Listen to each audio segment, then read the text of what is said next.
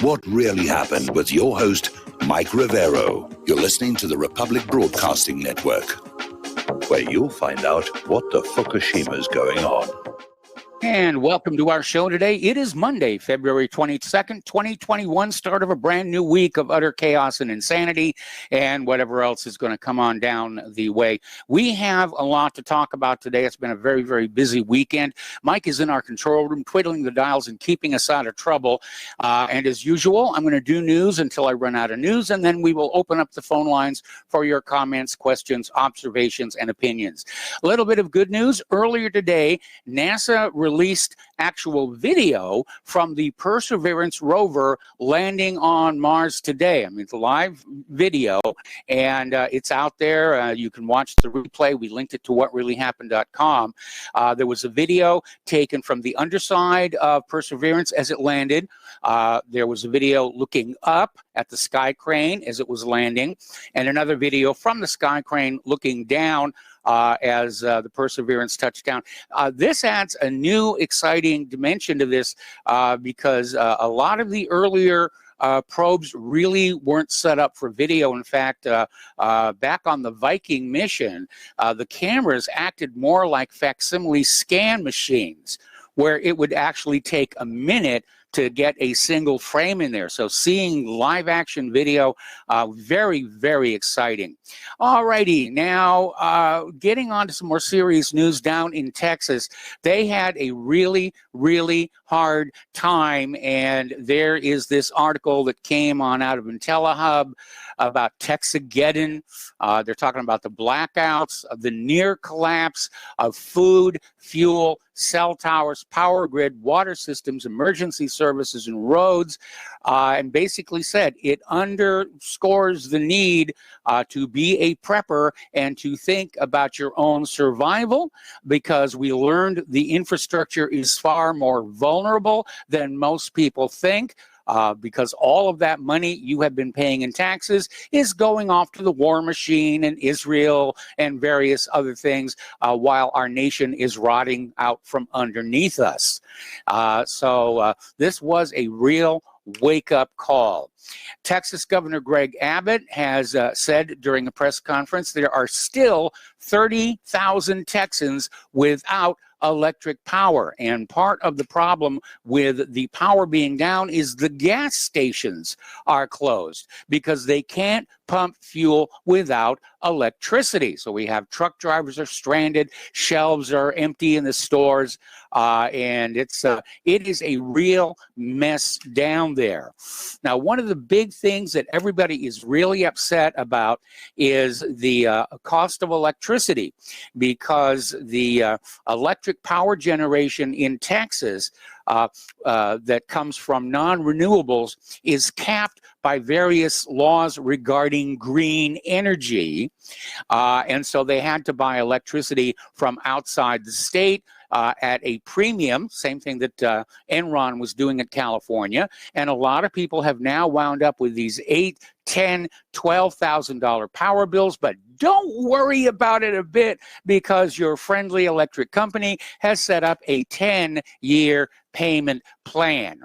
Now, they're starting to take a really good look at this, and Texas Governor Greg Abbott is saying the power companies cannot stick customers with the huge bills, but will those who've paid up to $17,000 be able to get their money back? That remains up in the air. And a lot of people are out there still angry with Ted Cruz because he went down to Cancun. But let's be very honest. And mind you, I'm not a big fan of Ted Cruz, but if I had been in Texas with all that snow and ice around and I had that kind of money, I would have headed someplace warmer, like maybe, I don't know, Hawaii. But protesters have gathered outside Cruz's home, and they're screaming he must resign. What did they expect him to do? Warm the weather up? I understand protesting legitimate grievances, but I think this is a little bit off the edge here. Story coming on out of Investment Watch blog. And this gets back to what I mentioned before. Biden's Department of Energy forced the Texas power grid to below 60% capacity to meet arbitrary green emissions targets, and demanded multi-million-dollar residential power bills to overrule. I'm hearing that they're attempting to find some way to make this easier on the people of Texas, and they should, because they didn't ask for this. They didn't contract for these huge power bills. But it does go back to all this green energy nonsense, because you have, first of all, the wind turbines weren't winterized. They locked up in the cold. The solar panels were covered with snow, did not have heaters to keep them clear. And it's another example about all these green enthusiasts, campaigners, not really thinking things all the way through. And we've got another example of that a little bit later in the show. All right, there was this 11-year-old boy, Christian Pineda, and he died in a frozen Texas trailer because the power died, and his family is now suing the power companies for $100 million. Meanwhile, Texas is still trying to ramp up water distribution, and it's taking a while. The other day, last week, in fact, we were talking about, be aware of how the freeze was affecting non-humans like cattle, sheep, chickens, and expect that we're going to see shortages of beef and lamb and pork and chicken, poultry in the markets in the near future. Now, Claire and I did a run to the local Walmart. It hasn't hit here yet, but I am hearing from people in Texas that the meat counters are already empty. And now we're hearing that the Texas antelopes were freezing to death. Now, the antelopes apparently were imported from India and Pakistan. They've been there for more than 80 years, but the cold was too much for them, and they started freezing to death. Niagara Falls partially froze, creating a spectacular display. Apparently, the temperatures plunged as low as -2 degrees Fahrenheit during the brutal winter storm. Gosh darn that human-caused global warming, when will it ever end? Getting into the political news, we are hearing via the Epic Times that Donald Trump is probably interested in running for the White House again in 2024. This is coming from his daughter-in-law and former senior advisor, Lara Trump. And he's telling people, stay tuned, it's not over for him. And that he is going to be interested in running again in 2024. Well, Donald, I have a piece of advice for you, and that is, get your supporters to take some sledgehammers to those electronic voting machines, because if you don't clean up that election mess, you don't stand a snowball's chance in the dark regions of ever winning office again. I mean, the election system is an absolute, total mess.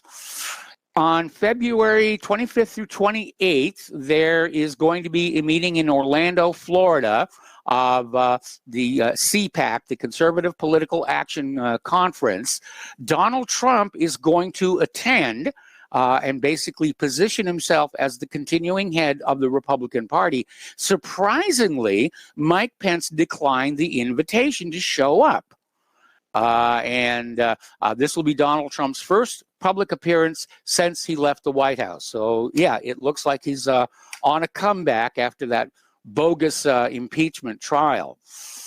Story coming on out from Domagood: Biden and the Democrats are still running scared after stealing the election, and they will likely never hold another open event with the American people.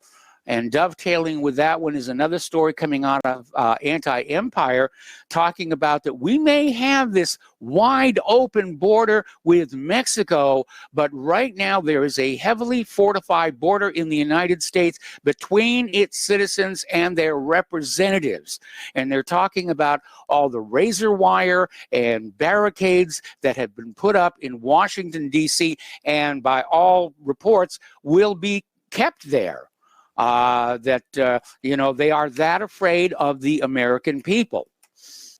And I'm not surprised. This one didn't surprise me either, but I'm disappointed. Today, the Supreme Court threw out a series of legal challenges to the election processes and results left over from the November election cycle. The Supreme Court did not explain why it refused to hear the cases, but 3 justices dissented from the decision not to hear the case. In the case of the Pennsylvania challenge brought by Trump, the Supreme Court declared it moot, meaning Biden's the president, get used to it. There's no use in looking back at what happened on election day.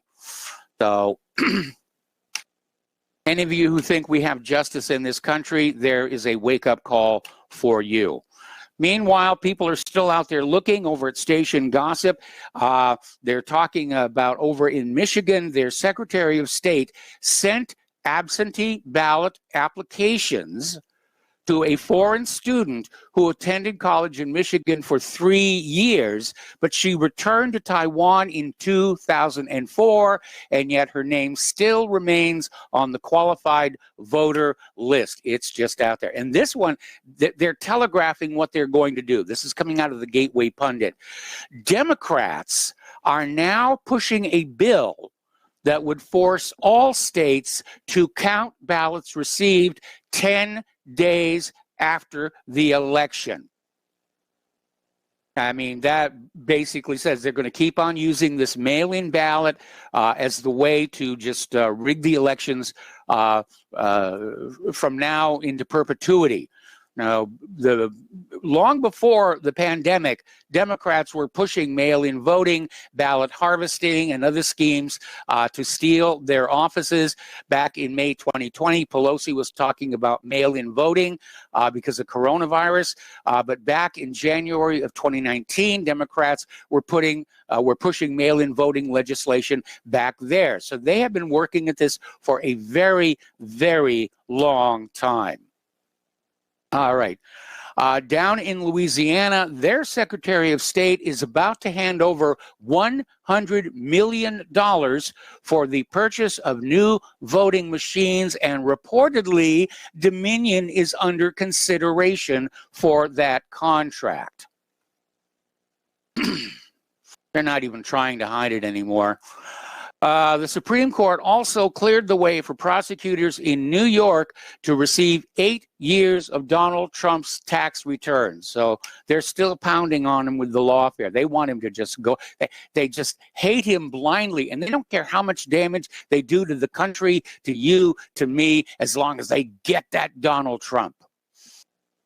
All right, Facebook is trying to restart negotiations down in Australia with Nine and News Corp just a day after it banned all news on its Australian site. So I guess there was a little bit of brinksmanship going on there, and Facebook has blinked. And it's not the end of their problems, because Canada is now looking at following Australia's lead in charging Facebook for links. And so we're going to see what's happening with that. This is a good one about how just out of control this censorship thing is concerned. YouTube blocked a channel because it included things like black threat and white must attack. Ooh, must be racist, must be racist. Actually, no, because the channel belonged to Croatian chess master Antonio Radic, and he was talking about chess strategy. And YouTube's computers blocked him. So much for the theory of artificial intelligence. Story coming on out of DNYUZ, basically asking, what will happen to Rush Limbaugh's 15 million listeners? Who will take the place of Rush Limbaugh as the media ringmaster of the right? And they're saying most likely is nobody. But they're saying Limbaugh almost single-handedly created the right-wing mass media universe, and they're not sure where his 15 million listeners might go. Well, would like to extend a heartfelt invitation to those 15 million listeners. You are always welcome here at Republic Broadcasting Network. So you feel welcome, sit down by the fire, get warm, and we'll keep you company for a while. Getting on to coronavirus, it's rather interesting. House conservatives are basically planning to oppose the Democrats' $1.9 trillion COVID relief bill. And the reason they're doing that is because very little of that money is actually going to COVID relief. The bill is basically full of special interest pork, all kinds of liberal goodies, and the House Republican Study Committee is working on a last-ditch way to block passage of this proposal. Now, White House spokesperson Jen Psaki repeatedly refuses to condemn Governor Andrew Cuomo's actions that led to the deaths of thousands of elderly New York nursing home residents. So they're still out there trying to protect him on that one. Meanwhile, Cuomo's nursing home deaths cover-up could become a federal-level criminal investigation, which I would love to see happen, but then, it could go all the way to the Supreme Court and they could throw it out. Another article along the same line from Your Destination Now, How the Mighty Have Fallen. Democrat governors Cuomo and Newsom, once considered kingpins, now face removal from office, which raises the question, can we recall Joe Biden? Can we get a petition drive going for that one? Over in Great Britain, they're approaching their 1-year anniversary of the government's disastrous lockdown experiment. The data is starting to pour on in. The numbers are ugly. The lockdown policy has forced 70,000 households into homelessness. 70,000. And it's obvious the lockdown policies have failed the people of Britain at every single level. And Boris Johnson is also under tremendous pressure for that. Now, I know that part of the agenda and the plan for all the fear-mongering for the COVID-19 is they were going to mask the economic crash by blaming it on the COVID pandemic. The economy was doing fine, and then COVID hit, and, it all fell apart. Well, we know the economy was getting ready to fall apart anyway. They just wanted to have something to blame for it. But what people are starting to say is it's not the COVID pandemic that destroyed the economy. It's the government's actions regarding the pandemic that destroyed our economy. Now, Dr. Fauci, changing his tack once again, is saying it's now possible Americans will still be wearing face masks in 2022. He must own stock in the company that makes those face masks. Meanwhile, story out of Russia Today, Biden's White House is working directly with big tech to censor content causing vaccine hesitancy. Now, I was having a talk with David Crucial Nonsense just before we went on airtime, and we were talking about this dodge that the government is using of having these private corporations exercise censorship on their behalf. Because these corporations take the position, we're not part of the government, therefore you can't sue us under the First Amendment. But if we document a direct connection where the government goes to Twitter and Facebook and Google and says, please block this, then it is in fact being incited by the government, and it is in fact a violation of the First Amendment right to freedom of speech. So the dictatorship is showing itself. All right. It is the 56th anniversary, I think it was yesterday, when Malcolm X was assassinated in New York City. And lawyers and family members of the late civil rights leader released a letter. And when we come back from this commercial break, I'll tell you what the letter said. Welcome back to our show. And again, a quick reminder that Republic Broadcasting Network needs your support to keep doing what we're doing, especially now. And even though we are getting word that the state of Texas is going to try and do something about the outrageous electric bills, we don't know that that's happened yet, or there's no guarantee that it will actually happen. And because Republic Broadcasting Network uses a lot of electricity, they're facing a very serious electric bill right now, and they need your help to pay it off. So once again, the postal address where you can send a check, money order, or if you prefer anonymity cash is Republic Broadcasting Network, 2251 Double Creek Drive, number 302, Round Rock, Texas, 78664. The phone number where you can make a credit or debit card donation is 800-724-2719, extension 3. And if you mail in a donation of $100 or more, include your t-shirt size and a return address, and you'll get one of these spiffy RBN t-shirts and bragging rights sent back to you. And don't forget, the front site deal is back on. You want to pay attention to that. All of the contact information is at the top of republicbroadcasting.org. Okay, so we're talking about Malcolm X, and apparently his family released a letter from a former New York Police Department cop. He wrote it on his deathbed. Was a deathbed confession, and that letter claims that the FBI and police conspired in the civil rights leader's assassination. And apparently Malcolm's daughters are demanding the murder probe be reopened.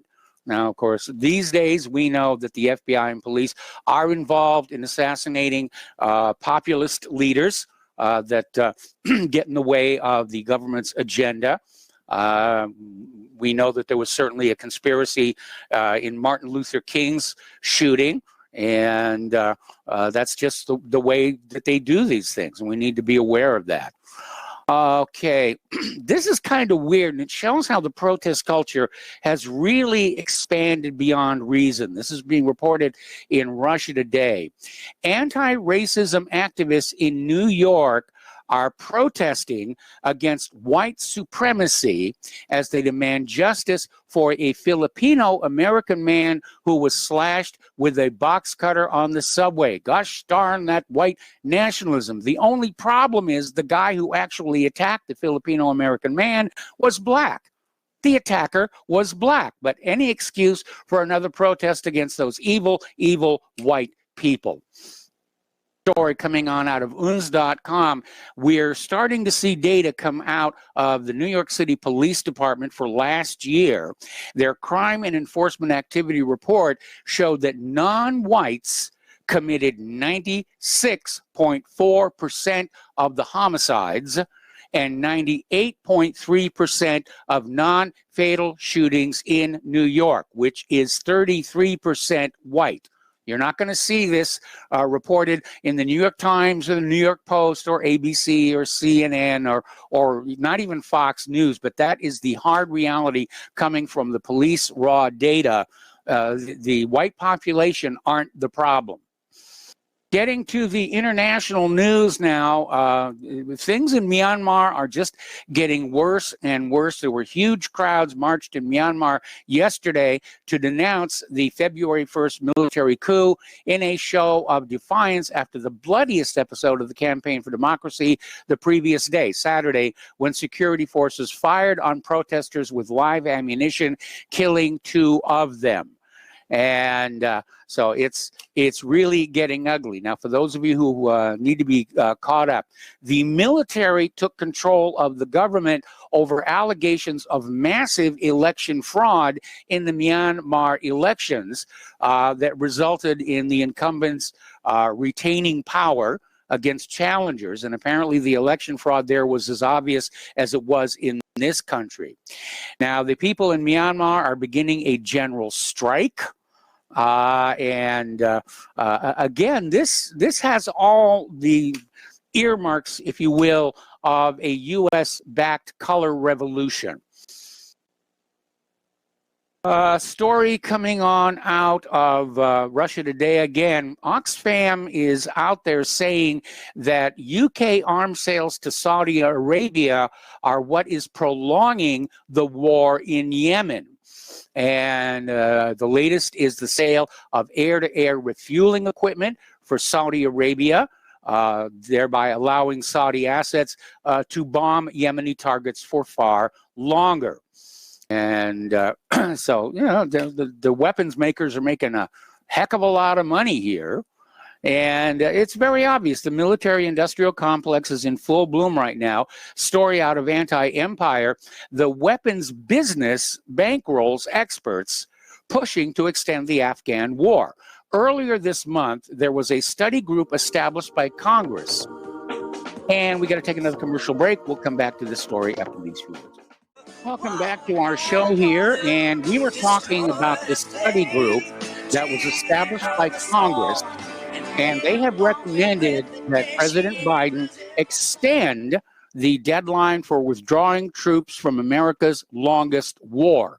It's a strategy, well, except for Korea. It's a strategy that many experts say runs the risk of abrogating the U.S. Taliban agreement and setting back the potential peace process in Afghanistan. But apparently, the people making up this study group really aren't into peace all that much. 2 of the group's 3 co-chairs and 9 of the group's 12 plenary members have current or recent financial ties to major defense contractors, an industry that soaks up more than half of the $740 billion with a B dollar defense budget every year. And the more the U.S. military is involved overseas, the more money they make. The United States National Security Advisor Jake Sullivan is revealing that the United States has opened negotiations with Iran over the release of Americans held hostage after Secretary of State Blinken revealed he's open to returning to the nuclear deal nixed by Trump. And of course, there's a lot of pressure against that one as well. This story is a little bit alarming. This is coming out of Israel 365 News. One of Israel's most respected rabbis, Rabbi Shmuel Eliyahu, has released a statement saying that America is collapsing as a world superpower and that Israel must step up as the new world superpower. Because after all, they've already got all the money and the weapons from us that they need for that. Now, things are not all rosy over in Israel. They've had a major oil spill along the coast. They're still trying to figure out where that came from. Citizens volunteered to clean up the tar from the beaches. This was at Nitzanim Beach, just south of Ashdod. And they could smell it all the way from the parking lot. And so apparently it's a mess over there. It really, really is. A Palestinian court has declared the Balfour Declaration to be legally invalid. Now, the Balfour Declaration was a document issued by the British government back in 1917 that paved the way for the creation of Israel. The Palestinian court said it violates the rules of international law, and they now hold the United Kingdom responsible for the plight of the Palestinians. Good luck with that one, unfortunately, here. A little bit of a whoopsie over in Africa. Luca Atanasio, was killed. He's the Italian ambassador. He was killed in an attack on the United Nations convoy in the Democratic Republic of the Congo. So that's going to increase tensions there.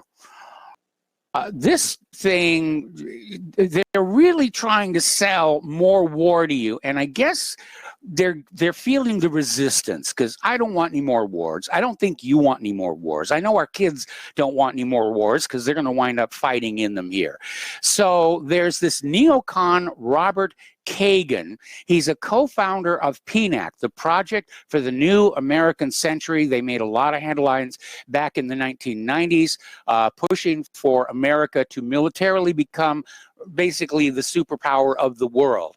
And he is now out there saying, Americans must accept their global role, and that any Americans opposing these forever wars are guilty of intolerance. And he even went so far as to say that opposing the wars in Afghanistan is also an attack on women's rights. That is really a bit of a reach. All right, little bit of economic news here.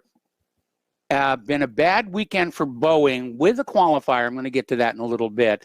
Last week, there was an airplane, United Airlines 777, Boeing 777, basically took off from Denver, heading for Hawaii, and just minutes after the takeoff, one of the engines exploded and rained debris over a square mile of Denver. And I say exploded because there was a video shot by one of the passengers showing what remained of the engine. Now, the way Boeing designs those nacelles, there is a blanket of Kevlar on the inside of the nacelle to contain debris from a rotor burst, which does happen from time to time. Whatever happened to this engine blew right past that and shredded the nacelle itself. So it was definitely a major, major problem. And at this point, I want to make a point. Everybody's out there saying, oh, the 777, bad airplane. Boeing sells the airframes. Boeing installs the engines chosen by the purchaser. If the purchaser says, put this Briggs & Stratton lawnmower motor in there, Boeing's going to shrug and say, all right, if that's what you want, that's what we're going to do here. So the problem was with the engine, not with the 777. And the engine was made by Pratt & Whitney. Just a couple of days later, over in the Netherlands, there was a cargo version of a Boeing 747-400 heading for JFK Airport, and it had an engine blow up and rain debris all over the ground. So Boeing is now calling for the global grounding of all 128 777s with the same Pratt & Whitney engine that exploded midair over Denver. United Airlines says its 24 planes will not fly again until an FAA inspection.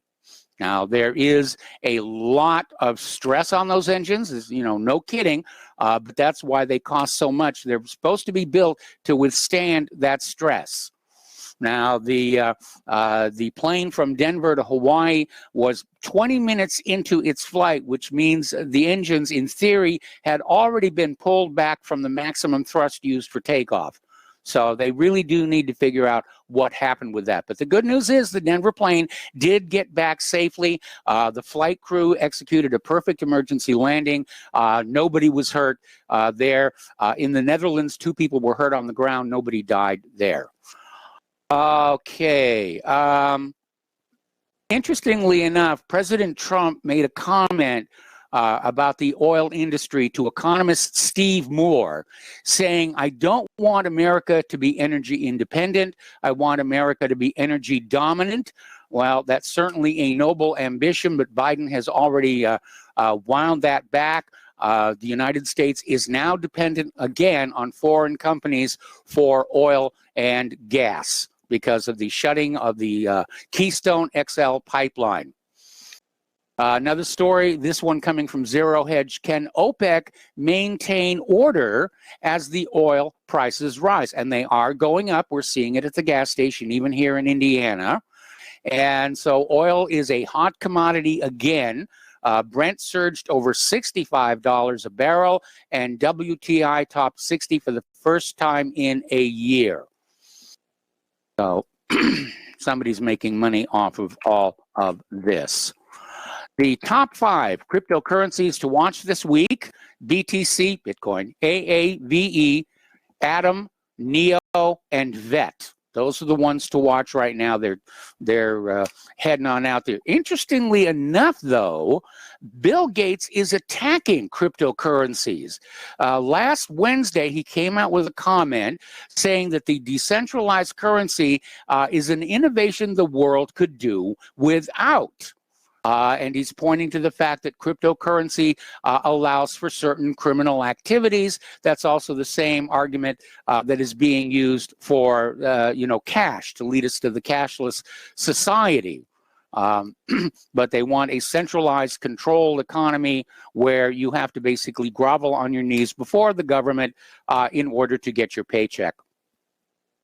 Democratic Representative Ro Khanna is out there attacking people who doubt the wisdom of the $15 minimum wage.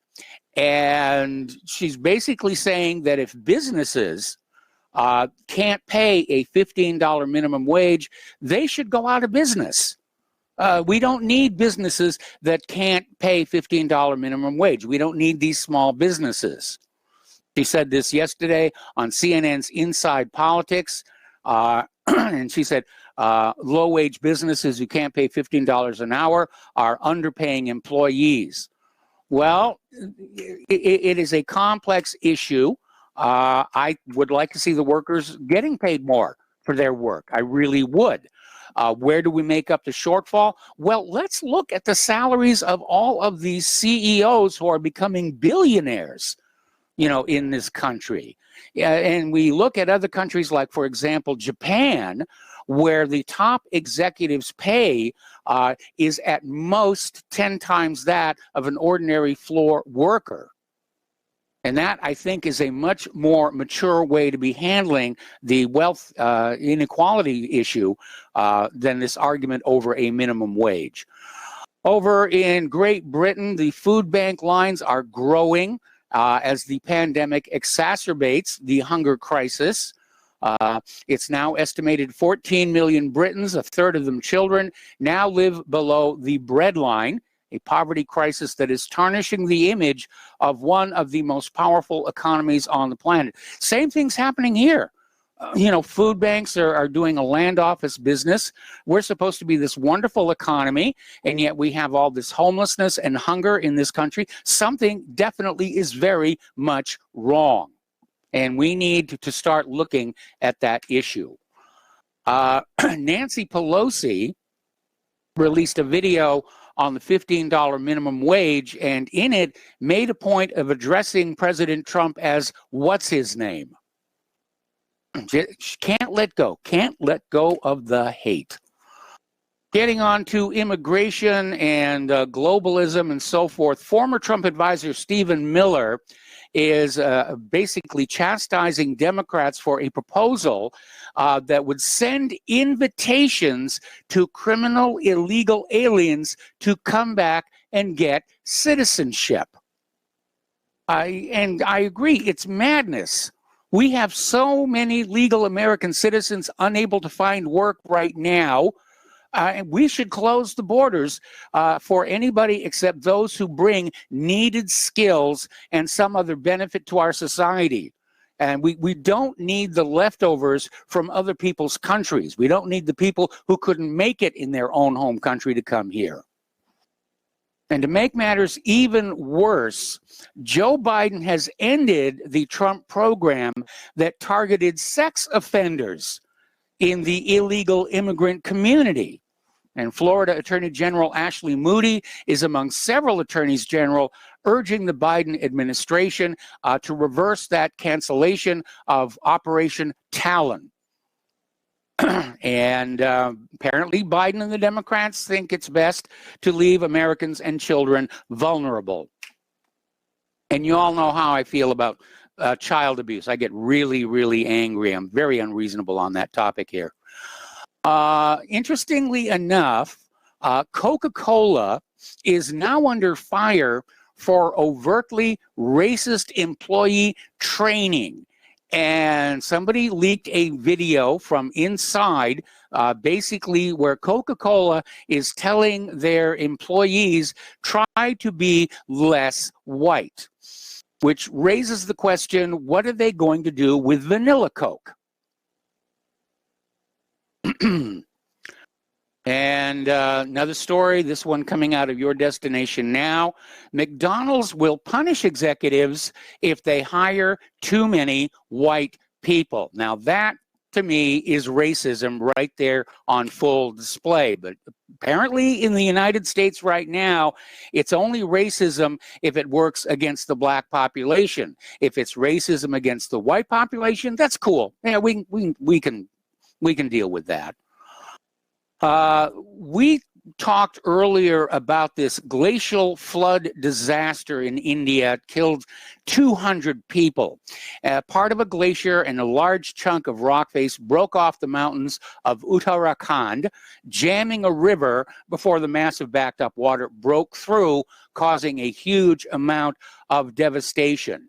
And now locals are pointing the finger at a nuclear-powered CIA spying device lost in the Himalayas in 1965. Now, it was obviously a radioisotope thermoelectric generator. It's pouring out a lot of heat, and it may have just undermining the structure of that glacier and that ice face. Yeah, it's entirely possible that could have happened. Last weekend, we had a 7.3 magnitude earthquake off the coast of Fukushima, and to nobody's surprise, the reactors are now leaking more coolant following that quake. Existing damage to TEPCO's Unit 1 and 3 reactors has worsened, according to the Associated Press.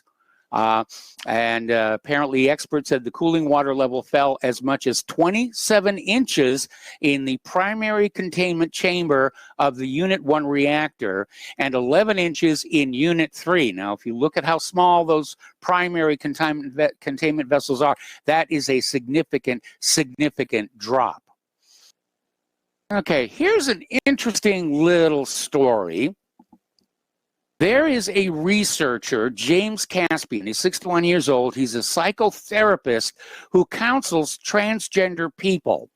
And he basically had a PhD on what is called transgender regret.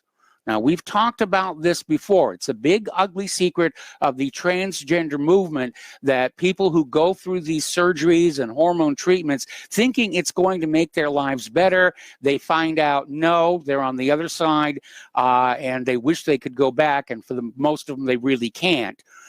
So he had a PhD in studying that. The British University has now canceled the PhD, because nobody is supposed to regret having a surgical medical sex change. And now he's appealed to the European Court over that. Meanwhile, Amazon has deplatformed. Actually, we got to take a break for commercials. We'll be back after these few words. Welcome back to our show here. We're talking about transgenderism and the big, deep, dark secret that people who actually go through the surgery and the drug treatments very often regret having done so.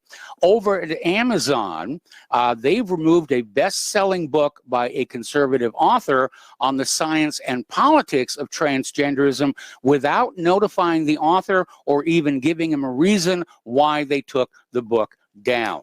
So again, the censorship is definitely out there. Checking my email, I just got a little note here saying that the jet engine on the 777 was damaged by that gremlin that William Shatner saw at 30,000 feet. I think that's as good an explanation as any out there.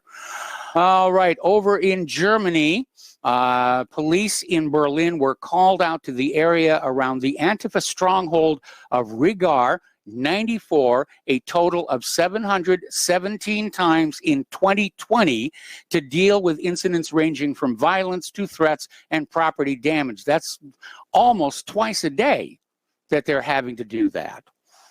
Okay, police had to go over and deal with that. little bit of computer news, and then we're going to open up the phone lines here. Security researchers, Rented Lips, have spotted a new malware operation targeting Mac devices, and it's already silently infected almost 30,000 systems. It's called Silver Sparrow. The malware was discovered by security researchers from Red Canary and analyzed together with researchers from Malwarebytes and VMware Carbon Black. And according to data from Malwarebytes, Silver Sparrow had infected 29,139 Mac OS endpoints across 153 countries as of the 17th of this month.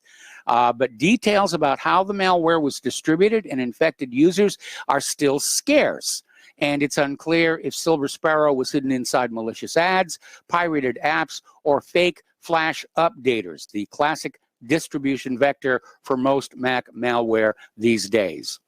All righty. We're going to go ahead and open up the phone lines now. Area code 512-248-8252. And we're going to start with Al in Canada. Hello, Al. Welcome to the show. What's on your mind? Hi, Mike. I've been... Hi. I don't call in all the time, but I watch your show every day. Yes. And I've noticed something. May I read you something? It's going to take like 5 seconds. Sure. To harass, criticize, or antagonize someone, especially by provocatively disparaging or mocking public statements, postings, or acts. That is the definition of troll. Yes. So when someone calls into your show and puts another caller down for being something that they are doing is the very essence of hypocrisy. And I've listened to it a few times now, your last few shows, and I'm not going to mention any names, but I'm sure those people know who they are. Free speech reigns supreme in your country, the First Amendment. I can hear the music, and that's all I want to say. I appreciate your time, Mike. Thank you very much. All right, thanks an awful lot. We're going to take a break here for station identification and more phone calls on the other side.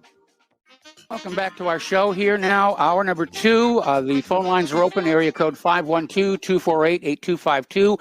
And we're going to go to Layla in Canada. Hello, Layla. How are you doing today? Well, hello. Hello, Michael. How are you today? I'm fine, but, frankly, I was a little worried about you after last Friday. I was going to take away your belt and shoelaces. You know, that was so sweet of you, that phone call that you made to make sure that I was okay. Oh, wait, that wasn't you. I don't have your phone number. Even though you were so worried, no, someone else called to see how I was okay. Well, actually, first let me get to what I'm calling about today. Shmuel Eliyahu is telling America to move over. They're taking over the world. They already have. They're just telling you after the fact. And as for Robert Kagan, do you know what Kagan means? It was one of the titles of the Yiddisher Jews that were running the kingdom, so-called kingdom of Khazariya. And Khazariya was destroyed finally by the Persians and by either China or Russia. I can't remember which. Okay. But anyway, because they were such renegades, they would kill people if they didn't hand over money when they were on the Silk Road on the way to China. Yes. Just a bunch of gangsters, very much like their beloved descendants today. The Kagan guys, or the guys who call themselves Kohen, which is another way of saying Kagan, and also the Shmuel Eliyahus, who are taking over the world. But as for the Balfour Declaration, it had no standing. It never had any legitimacy either in international law. Do you know what did create the opportunity to steal the Holy Land from the rest of the world? Not from Palestinians, because Palestine never existed as a nation because no one could own it. It was the Holy Land. It belonged to God and to all the religions that found their faith in that particular region. Okay. It was actually the Sykes-Picot Agreement, secret Sykes-Picot Agreement. That's British, Sykes, and the French, Picot. That was 1916, and the Balfour Declaration was declared in 1917, and Yes. it was purchased with Zionist money from the British government, Lord Balfour. That's why it's called the Balfour Declaration. And the deal was that the Yiddishers would give the British all the money they wanted to destroy the Ottoman Empire so that the French and the English could divide up the entire region amongst themselves. And the Jews thought, wow, here's our chance to use the Brits to get Palestine. And the British thought, wow, here's our chance to use the Jews to take over the oil region. And then the Jews got rid of Zionists, the Bolsheviks got rid of the Brits, who were killed, and they left with their tail between their legs. And then the poor little Palestinians that resided there were left to deal with the brutal, vicious Bolsheviks, who were communists, and also they were fascists, because Jabotinsky, Zeev Jabotinsky, who was really Vladimir Jabotinsky, had created the Mussolini faction, the brown shirts in Israel, which, by the way, Steve Pachenik was a part of. He acknowledges he was part of the Beitar, the extreme right-wing Zionist movement. But anyway, one of the reasons that I'm calling today is that I'm responding, first of all, my apologies to those who heard me explode on Friday. And dear Mike, unfortunately, you were the target, as you always are when you're the guy sitting in the hot seat. Yes. I want to read, as you know, that was after Karen had called in to complain about Mark, continually talking about how it's fine by him. I mean, it's okay, it's all right, it's the way he likes it. That's his way of doing it. And he always refers to the Constitution when he says this, that races should mix. And Tom, meanwhile, from I guess somewhere in Florida, always complains about black men and white women. Yes. For those who don't know, and I don't have the exact details, but the majority of intelligence in a child comes from the X chromosomes in the woman. So since white women are more intelligent, if a black man marries a white woman, they're going to have better children. What's left over is the white guys either become gay or they marry what's left over, the black women. But let me quote Jefferson. Do you know what Jefferson said about the blacks? Please tell us. Okay, here's Jefferson's views. In his book, now Jefferson was a prolific writer, Yes. but he only wrote one book, and that was on the state of Virginia. Now, what he says is blacks, in notes on the state of Virginia, Jefferson says, in memory, blacks are equal to whites. In reason, Jefferson says, blacks are much inferior to whites, as I think one could scarcely be found capable of tracing and comprehending the investigations of Euclid. He adds, never yet could I find that a black had uttered a thought above the level of plain narration. In imagination, blacks are dull, tasteless, and anomalous, and that is evident in their art. In music, blacks have acute ears for tune and time, but whether they'll ever be capable of composition more extensive run of melody or of complicated harmony is yet to be proved. Furthermore, it is often, misery is often the parent of the most affecting touches of poetry, and they have no poetry. Finally, he says, inferiority of mind and imagination, he adds, is also confirmed by the improvement of the blacks in body and mind in the first instance of their mixture with the whites. And that has been observed by everyone and proves that their inferiority is not the effect merely of their condition of life. Meanwhile, in Africa, which is full of blacks who have never been exposed to, and Jefferson also commented, after all the exposure that the black slaves have had to sophisticated European culture, why have they not learned some of that culture?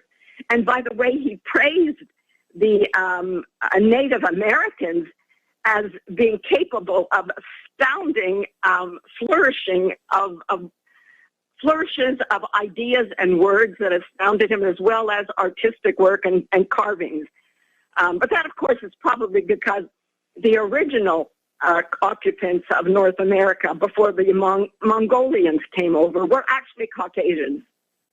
But anyhow, I just think it's very interesting that in Africa, as I may have mentioned to you before, the pygmies have been dying off. They're becoming extinct because different tribes use them as slaves. They are born into slavehood to the Bantu in Congo. Yes. And other tribes use them. If the pygmies are sent out to get some food and minerals and come back empty-handed, they're killed and eaten. So yes, let's have these black men breed with our white women and let them produce a superior product. And let the white men fend for themselves or just all go gay. So that is why, I don't know who Mark was pimping for, but he sure was pushing an ideology that would make caramel pudding of America's people. And that would, well, Israel already controls so much of America. It has used a huge vacuum cleaner to suck out all the money from the USA. And it sent American boys off to die in their battles. So heck, why not, you know, it's fact. It's fact on the ground, as the Israelis love to say. So now, once again, my apologies to those who heard me explode, but it just freaked me out. Because after somebody like Dave from Boston was banned on a station, a network that claims to advocate free speech, Dave was defending himself against a Nathan, whom I named Netanyahu, who had claimed all of us should go die, get off the planet, and Dave in particular should be sent to an institution until he dies. So the next day, Dave calls up and he was very offended. I was embarrassed that he was so angry, and I called you and apologized because I had been critical of you allowing and laughing and encouraging Nathan to talk about me dying and sending us off the planet and sending Dave into an institution.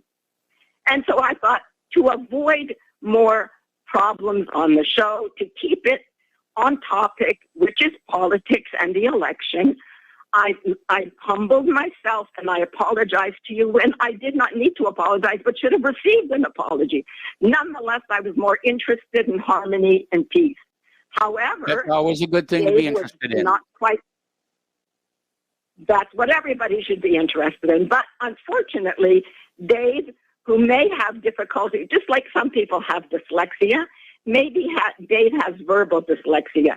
So Dave was banned from the network. And I have to tell you, I have felt very guilty ever since. So I am requesting of John Stadmiller, who is the one who banned Dave from all of RBN, I'm asking you, I want to join Dave. Please blacklist my phone number.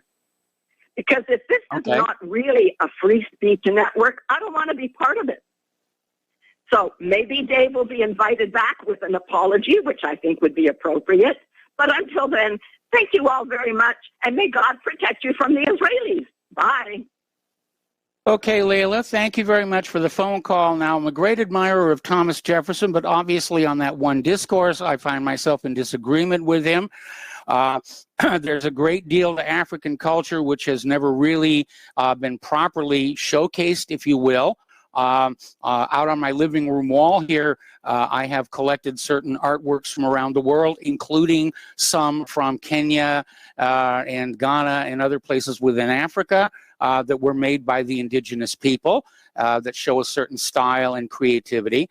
And I have to be very honest, I don't entirely agree with the comments that you made, but in the spirit of the First Amendment, I did allow you to talk. And I'm really glad, though, that you did call back on in and let us know that you were okay, because you scared a lot of people on Friday. I got a lot of email from people wondering, you know, what had happened to you and if you were going to be okay. All right, so thank thank you for that phone call. And we're going to go to Mark in North Carolina. And Mark, all I can say is please try and contain yourself today, because you seem to kick off a lot of animosity on this. What's on your mind? Okay, I sure do. I wanted to talk basically about the, how they're trying to push this COVID vaccine. But I can't, I keep hearing my name mentioned. I just want to, defend myself and, I guess take the offense a little bit also. First of all, the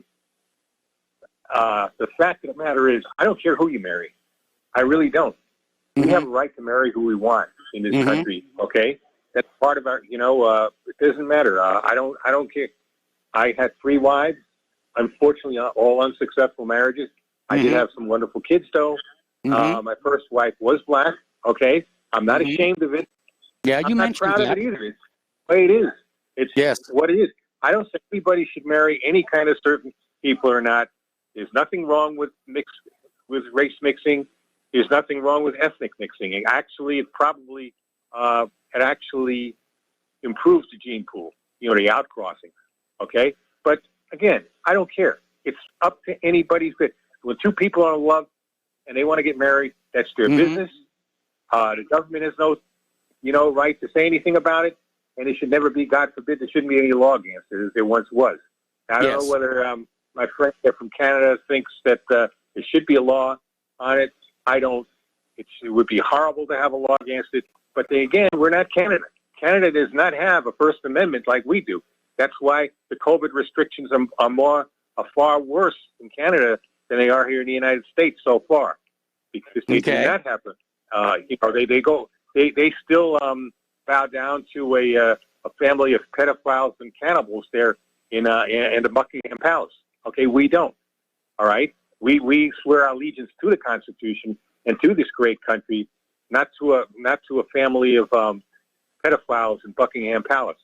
But the other thing is too, with this kind of obviously racist remarks that she said, including today. I know. Okay. She's a Palestinian. That means she's an Arab. Arabs are Semites. A Semite is this guy, I don't know if you ever heard of T. West. He's got a show online called Afro Synergy News. Okay, he's a big Trump supporter too, by the way. He still is. He made it clear that a Semite is a mixture of African and Asian. That's the actual definition of a Semite. Okay. A mixture of an African and Asian. Well, that's one definition. That's one definition. Right. The biblical definition is that a Semite is the descendant of Shem. A Shemite. Which is what, a Jew? What is that, a Jew? No, it's as you say, it also includes the Arabs. Okay, all right. So they are Semites. I mean, but they're most likely a mixture of African and Asian, because just look at the area there, and maybe some European too. Okay, so the other thing is this: you mentioned Robert Kagan before. I think she did too. But I think, one thing about Kagan that you might not know: Gloria Newland, or what is her name? Not Gloria Newland. Victoria. The woman who basically was Victoria Newland. Victoria Newland. She's his wife. She's his wife. This is an especially evil family, Mike. This is a neocon, Ziocon, vicious family of warmongers, okay? And it doesn't surprise me that he said what he said. And, of course, I believe he's a baby boomer who, of course, never served in the United States military himself. He is a scumbag of the first degree. So, to listen to what guy, and unfortunately, a scum like this has more and more to say now under Biden, because the neocons go back and forth from the Democratic Party to the Republican Party, and they pollute both parties, and they make things bad for both parties. That's the thing about Kagan. So, I'm not surprised he said that. The man, a scumbag is a scumbag, a rattlesnake is a rattlesnake, and a Robert Kagan is a Robert Kagan, and so is his disgusting wife. All right, so, and again, people have a right to say what they want about me. I don't care. I believe in the First Amendment. I don't believe this nonsense about trolls either. Okay? You got something to say to me? I don't care. Say it. All right? I don't get insulted. I don't melt away like one of you callers did that disappeared from the line because he didn't like the way people came at him over the mask issue. I'm not a snowflake. I don't care. You want to say what because again, Mr. Canada, I forget his name. This is not Canada. This is the United States. All right, yes.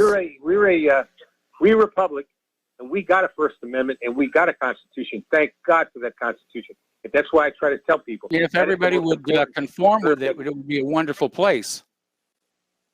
Yeah, preserve that Constitution, whatever else we do. Yes. I know it's going to be hard with this scumbag now in the presidency, but we've got to do everything we can to preserve that Constitution. And as far as having that wall around there, in the Washington, or that what do you call it, that fence around there? Yes. It just makes us really look bad to the rest of the world. Oh yeah, I mean, getting a lot of negative comments in the foreign press. He doesn't care. How are you gonna preach to any other country about democracy, like to Burma now? You know, they're gonna have what they want in Burma, Myanmar, whatever it's called. Okay, Myanmar. They did what they had to do because they weren't going to accept a crooked election. We got a Supreme Court that is willing to accept the crooked election. Okay, and now we're stuck with it. And that's all I got to say, Mike. So you take it easy, all right? All right, thanks an awful lot. We're going to let you go, and we're coming up on a commercial break, so I'm going to hold the calls till after that. A little bit of computer news. Out at California, the Department of Motor Vehicles has warned state residents that over a year's worth of data, including addresses, license plate numbers, may have been compromised in a recent cyber attack on a third-party contractor. And apparently over in Arizona, well, no, now we take the commercial break. Back with more phone calls after these few words.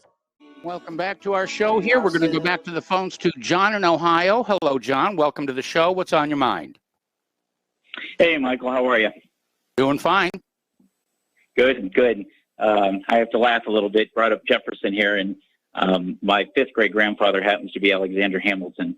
And my brother always joked that Hamiltons don't carry any Jefferson nickels. So some of the long time old fighting is still about. But yes, what I called about today, but a little bit. My wife and I listened to you guys, listened to you and Claire for a long time, and first time I've called in.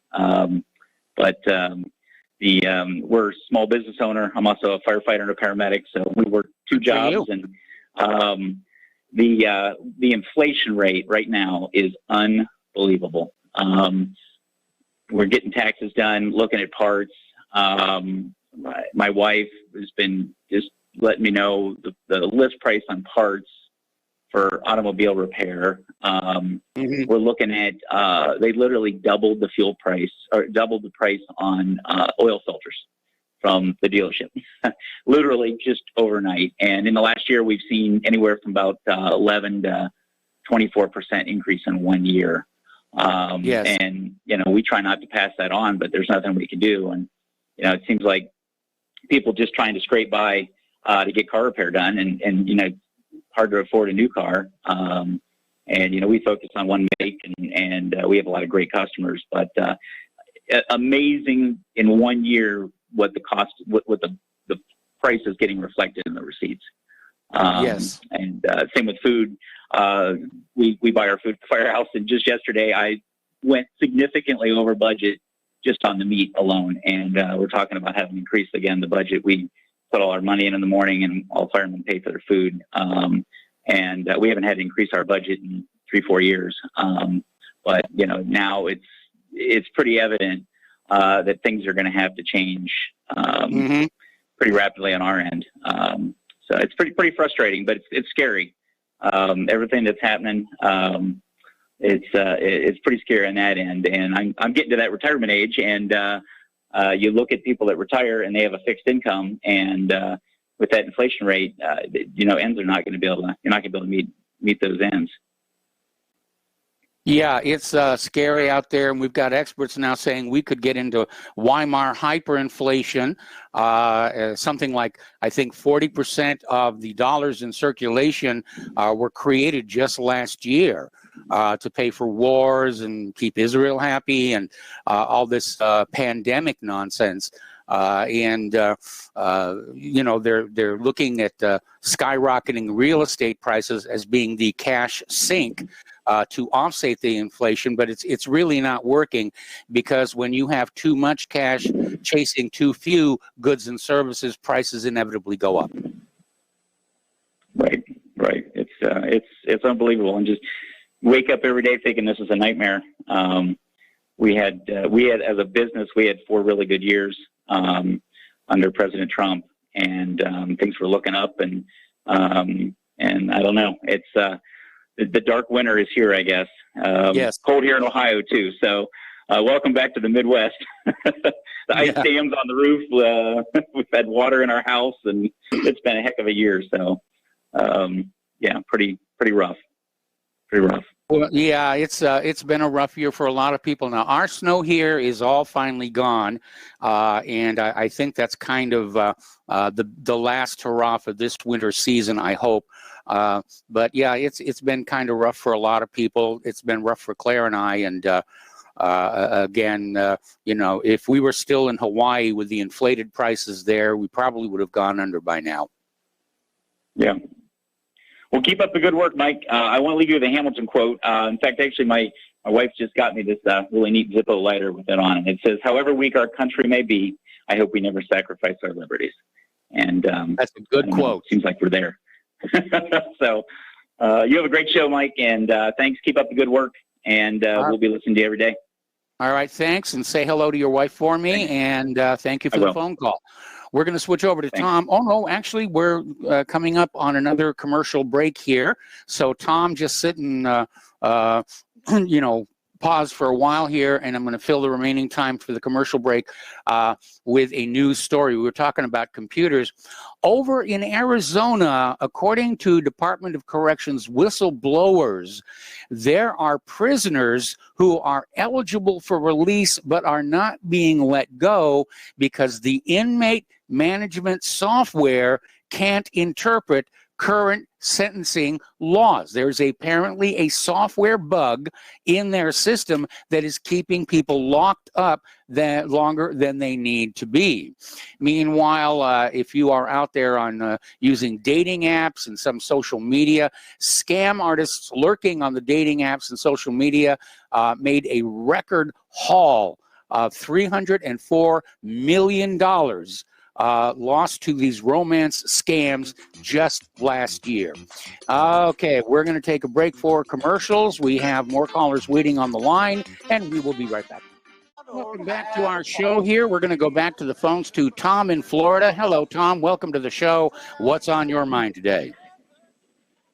Yeah, Michael. Good day to you. Wow, Mike, that lady in Canada, man, this is like, wow, scattering here. What's going on? Are you getting emails about me talking about white women with black men? I mean, listen. I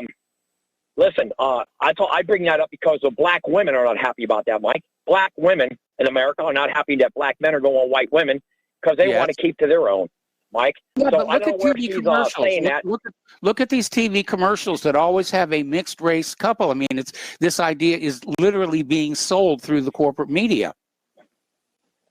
Exactly, Mike. And listen, how's affirmative action working out for all these white people? How's affirmative action working out?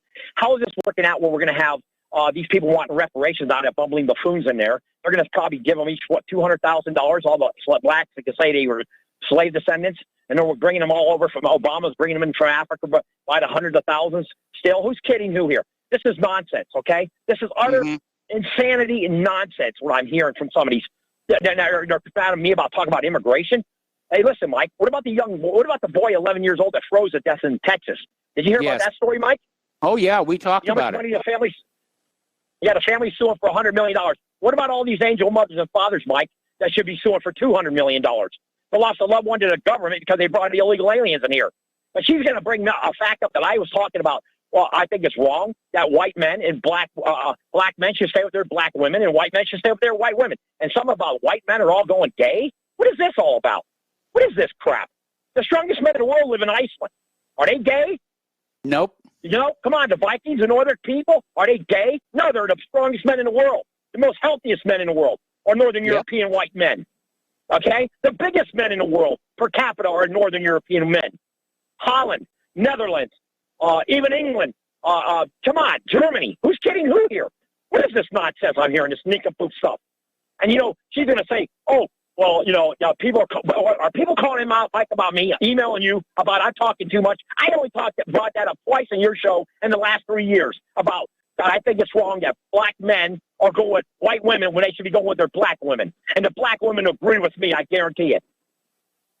And the white women, I know what happened. They're getting totally brainwashed by the media that, oh, it's acceptable. No. You should stay with your own, basically. You don't see it. You don't hear it talk. The Jews don't go with other people. Hang on a minute. What about, let me give you a hypothetical. Okay. What about a couple and one is black and one is white and they do not intend to have children? Okay. Where is your problem with them getting married? Mike, listen, again, I don't have a problem with that. I have a problem when the media's trying to pump it up on TV commercials like you agree with. Every time you see a show during the Super Bowl. Okay, Mike, I'm not saying, what the one caller for Carolina's right. If you fall in love with a different culture, I have no problem with that. Listen, I have no problem with a Catholic man falling in love with a Jewish woman. Or a Jewish man falling in love with a Catholic woman, like Jerry Lewis. I have no problem with it, Mike. Okay, my first wife was Jewish. Exactly. I have no problem with that. What I have a problem with, Mike, is they try to force it down our throat with the media. And my point always been on that subject is that the black women in this country, I know are not happy about it. Because, actually, there's a lot more black women in this country than there are black men. Mike? Yeah. Am I lying? So there's I don't have the current demographics with me, but I think, I've heard that someplace, yes.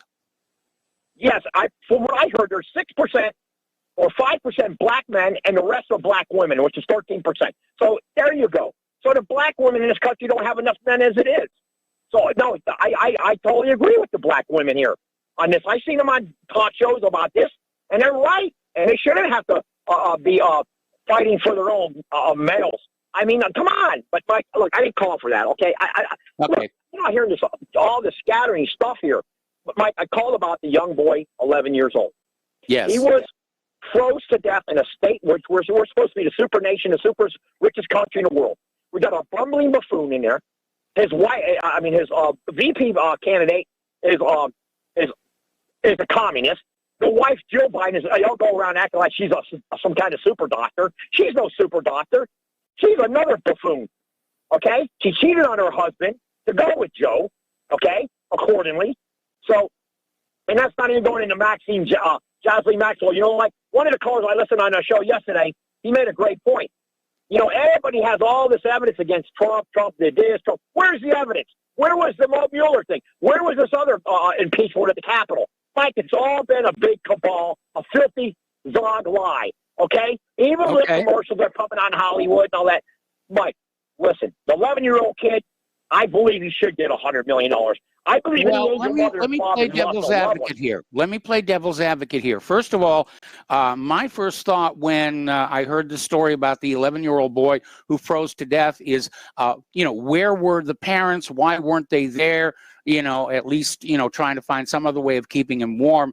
And the other thing is we know that the infrastructure in Texas and indeed the entire country is deplorable. We can't lay that at Biden's feet. He's only been in office for about a month here. The deterioration of America's infrastructure goes back decades and through several presidential administrations. That I agree with you, Mike. I 100% agree. But, going back to like what's going on with the immigration problem, Mike, you got it right there. Was this kid an illegal alien? Was he an American citizen? I don't know. But I do know, Mike, from what I've read, okay, thousands of Americans have been murdered by illegal aliens. Yes or no, Mike? Yes, they have. Okay. And no, we never hear about them being lawsuits. A young woman in Iowa was stabbed 15 times. The detectives that went out to investigate the case said they never seen nothing like. They found her body in a cornfield. Some of the knife wounds went right through her body, Mike. 15 times. The guy screaming that he may not speak English and he wants to have the trial in Mexico, Mike. Yeah, Mike, I heard that. Molly Tibbetts, Mike. Kate Steinle died in her father's arms. That's just an example. And there's thousands and thousands of more, Mike. And you know what? We don't hear nobody suing them. And you got this buffoon who wants to bring in millions of more of these people, Mike. And the only reason they're doing it for vote. They don't care about the Constitution. They don't care about anything, the Bill of Rights. They could care less.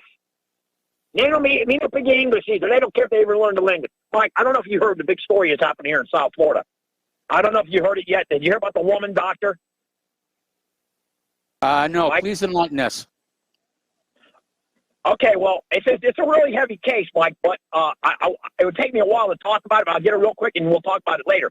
This lady doctor was in a store, and some guy told her to put her mask on because she was like, I guess, 2-3 feet away from him, and he didn't speak English. He didn't speak English, but he spoke Spanish, and he was making gestures at her and pointing at her to put the mask and all. So she got irritated, and she worked at Mount Sinai. Okay, she worked at the Mount Sinai Hospital here in South Florida. So, anyway, a long story short, and she got real upset. This woman blew up, okay? And she went out to the parking lot, and the guy when she was walking out, she said something to the guy, and then she walked over his car because he kept making gestures at her or whatever, shooting her birds, whatever. This was in the store, okay? Now, she went and scratched his car. She's wrong, okay? She got busted. Now they're calling her, and then she called him the S word. So now I was saying to myself, oh, wait a minute, now this lady's in trouble. Anyway, Mike, the bottom line is, okay, she got charged with a hate crime, okay, Mike? She's charged with a hate crime. She lives in a prestigious area in Miami, okay? And she's now, I guess she's suspended from Mount Sinai medical practice and all that. And they're going to take, I don't know if it's going to be a big, but here I was thinking, Mike, okay, they want to say she was using a racial charge against, well, let me tell you, Mike, these people in Spain, these people that come from Cuba, Mike, they are Northern Europeans. They are not, that's like calling a German person a kraut. Okay, Mike? They're still Northern Europeans. These people in Spain that go to Cuba, Puerto Rico, and all that, they're not some special entity from a different continent, Mike. They are Northern Europeans. Am I lying? Yes or no, Mike? Well, you're forgetting about the centuries of interbreeding with the indigenous natives of Central and South America, which has, in fact, produced a whole new people with a blended culture and a blended language. Mike, but listen, they're charging this woman. Okay, she was wrong. I'm not going to defend her in some regard, but in some regard, I will defend her because she called this guy the S word. It wasn't a cuss word. She didn't say no profanity. She used that word. Okay, that's been they used that word in the movie West Side Story. Remember the movie West Side Story, Mike? Yes. The Jets and Sharks. Okay. Yes. Remember when they Maria, I just met a girl. Remember that, Mike? Yep. Yes. Maria. Hey, they used that S word in that movie. And was that racist back then? No, back then it wasn't considered racist. Back then everybody had thick skins. But now this woman was going to lose her career because she called this guy the S word, and there's 2 other people who spoke Spanish, but there was no English people there to defend her. You understand the point here? The point is these people that come from Cuba and Venice, all those people they all came out of Spain, Mike. And they're Spanish, and they're Northern Europeans. That's what the lady's defense should be. Okay? That's her defense. Now, was she right to key the man's car? I don't believe so. She should get charged for that. Definitely not. In his car, whatever she's going to use. No, she was wrong. She blew up. And according to the Herald and all these radio shows, she blew up. Okay, and I'll admit to that. She blew up. And she lost it. Okay? Like, you know how it is. And, but I guess she tried to make amends at the court, and it was too late because they're trying to hit her because she used the S word, Mike. If that's going to happen here, it's going to start happening all over the freaking country, Mike. And that's why another reason we should have all this illegal immigration in here. We can't handle this anymore, Mike. Our country's ready to burst. Again, my argument against immigration is not the increased crime and the obvious hostility and xenophobia going on here. Just from a purely economic point of view, it is definitely bad policy. But you're right, the Democrats are flooding them in here in the hope that they will always vote Democratic, or maybe they think that this will be the army they send out to conquer the rest of the world. Good luck with that one. And in any event, Tom, I'm running out of time, and I got a bunch of callers, so I'm going to let you go. I just got to say one more thing, Mike. Just one more thing. One more thing. All the construction workers building these highways are all Hispanic. Look them out. You don't even see Afro-Americans building these highways anymore, these roadways. They're all Hispanic. Look at them, Mike. Here in South Florida, I haven't seen one white guy. I haven't seen a white guy building highways here in 10 years. I don't even see Afro-American men doing those jobs anymore. What happened to them all? Why did they work in there? Well, they're part of the unemployed. Afro-Americans more than whites. Okay, they're part of the unemployed, which is part of that economic issue. Of course, you remember back in the heyday of skyscraper building in New York, most of those high iron workers were Native Americans because they just had this natural ability to walk along those beams without falling off, which is just a big drag on everybody. Anyway, Tom, thanks a lot for the phone call. Correct. We're going to switch to Bruce in Texas. Hello, Bruce. Welcome to the show. What's on your mind? Okay. Hey, Rush Limbaugh, that EIB mic, man. I want to award it to Tom in Florida, man. He would burn up here. Yeah, he'd melt the gold plating right off of that thing. Yeah. The SEC, they'd hunt him down. I have to get a radio transmitter across the border, like for Wolfman Jack back in the '60s, you know. Yes, I remember Wolfman. Yeah. You know, that kid, you know, in $100 million, 11-year-old, you know, he was from Honduras. And so, and his mother didn't seem to be too, you know, upper educated. And so it's just, you know, there's a lot of people lost their heat. A lot of people got cold, but, you know, they neglected to put on enough blankets, you know, you know, they're going to get paid. Yeah, but they're focusing on that and on Ted Cruz, who, you know, I'm no fan of Ted Cruz. My biggest criticism of him is he has a mansion and no natural gas generator like my neighbor does. Yeah. He just didn't think that through, you know. But Alexandria Ocasio-Cortez is here in Texas, or she made a visit, and she's pushing, you know, emergency relief, water, and some generators and stuff. And what all this is, it's a media push to deflect away from the green, you know, to save the Green New Deal. That's exactly right. Hide the fact, exactly right. And that's want to bring that up. And to Layla, I wanted to, she wants to look more into it, or any of the other listeners, into the Khazarian history. Look up Dr. Matthew Raphael Johnson.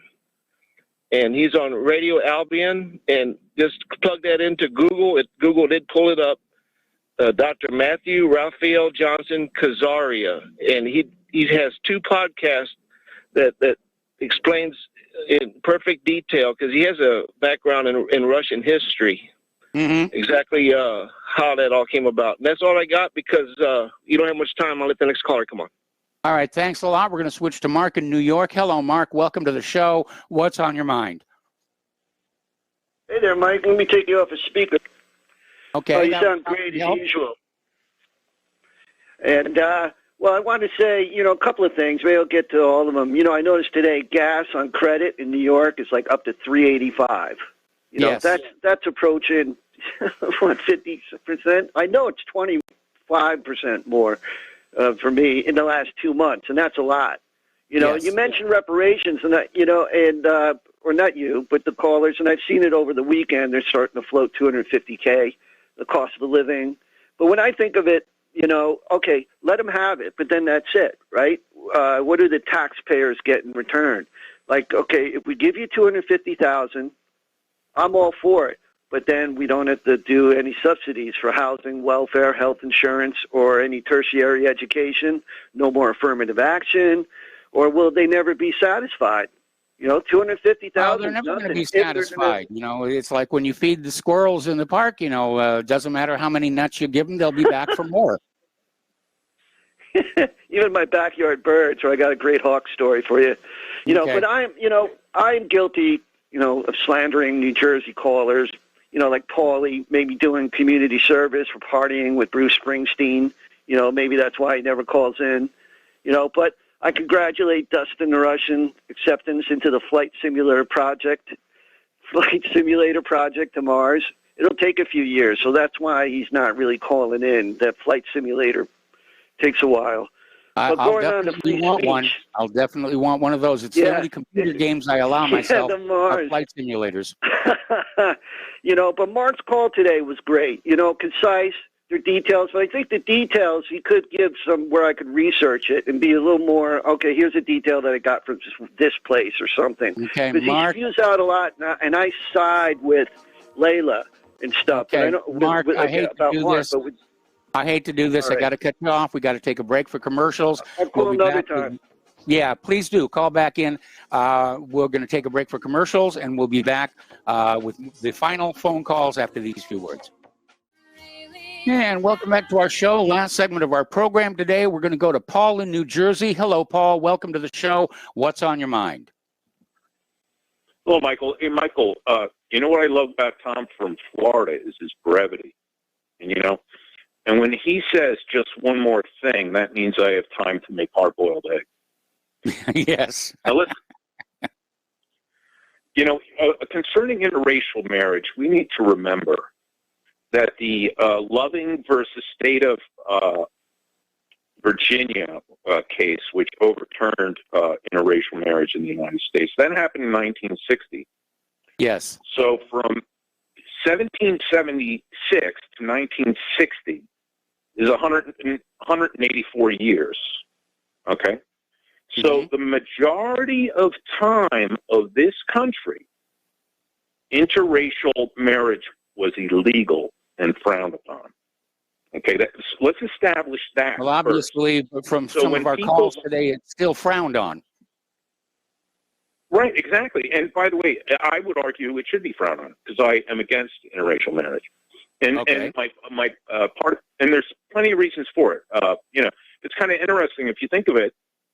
We have laws based on marriage laws, restriction laws today on incest, and that was ultimately a biological reason for that to outlaw incest. And nobody would advocate that today, although Mark might. When a bunch of people in public start floating up the idea and say it's some constitutional right, and how you interrupt with a person's love and who they love. Okay. Because and that's what I'm saying about these people. Now, for those 184 years when interracial marriage was outlawed, were those founders and those people behind this somehow just the worst constitutional scholars that ever existed? And only until 1960, when the Supreme Court decided those 9 people were smarter than everybody in the past. Is that the case? Well, so I think the reality of it, to me, is that the normal view is that interracial marriage should be outlawed. That's the normal American culture. I think first of all, interracial marriage is not mentioned in the Constitution itself, and I think the early legal prohibition against it reflected more popular opinion and religious dogma than anything else. Now, obviously, as you said, in the case of incest, there is a real biological reason not to allow incest, because if a child is produced, it is more than likely to be seriously deformed. Oh, right, and I would argue when there's an interracial marriage, and even Lauren complained about that last week when she said how her Indian heritage, that she had 4 different tribes. Mm-hmm. Remember? She said that Friday. At the end of your show. And I thought it interesting because she was basically, if those tribes had not interracially married, maybe she would have been born as a pure Indian. And it really shows she's decrying the loss of Indian identity. But if the Indians could control their borders and only marry amongst themselves. Paul, it's an interesting theory, but I got to let you go. The music is playing. The show is over. And I apologize to those people waiting on hold who did not get in. Please call in tomorrow. Call in early, and we'll get to you. Stay tuned for John Stadmiller. He's going to be sharing the mic with Steve Elkins. Please spread the word of Republic Broadcasting Network. Spread the word of whatreallyhappened.com. Please donate. Republic is going to need your help with the electric bill this month. We'll be back tomorrow. Aloha, America.